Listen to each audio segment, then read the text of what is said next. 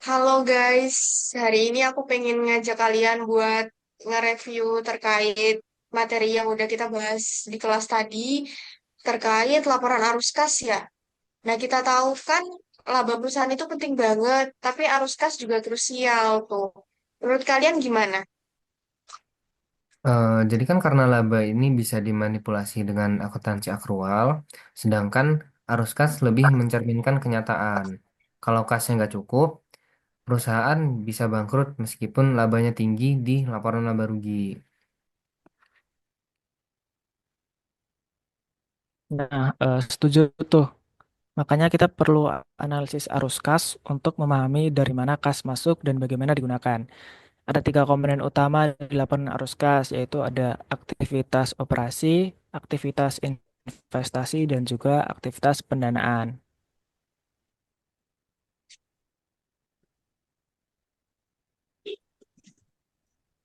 Benar, arus kas dari observasi menunjukkan kas yang dihasilkan dari bisnis inti seperti penjualan dan pembayaran ke pemasok.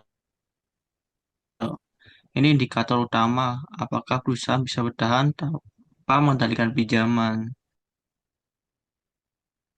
Nah, lalu ada juga arus kas dari aktivitas investasi yang mencakup pembelian atau penjualan aset tetap dan investasi lainnya.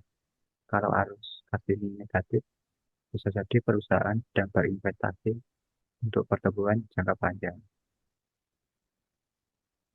Nah, yang terakhir itu kan ada arus kas dari aktivitas pendanaan ya, kayak penerbitan saham, pembayaran dividen, bisa juga pinjaman. Arus kas pendanaan positif ini kan artinya perusahaan dapat tambahan modal, tapi bisa juga berarti utangnya nambah. Ya, oke. Sekarang ngomongin soal implikasi analisis laporan arus kas. Kenapa sih penting untuk kita tuh ngebandingin arus kas operasi dengan laba bersih?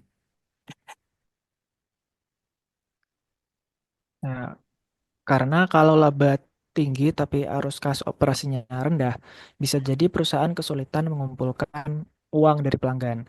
Ini bisa jadi peringatan bagi para investor.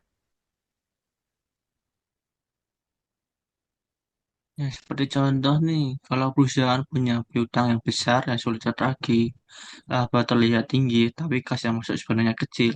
Itu berbahaya bagi likuiditas perusahaan. Selain itu, kita harus lihat rasio arus kas seperti free cash flow, yakni kas yang operasi yang dikurangi belanja modal. Kalau FCF itu sendiri negatif terus, artinya perusahaan mungkin tidak punya cukup uang untuk ekspansi tanpa utang. Nah, jadi cara terbaik buat nganalisis arus kas itu gimana sih?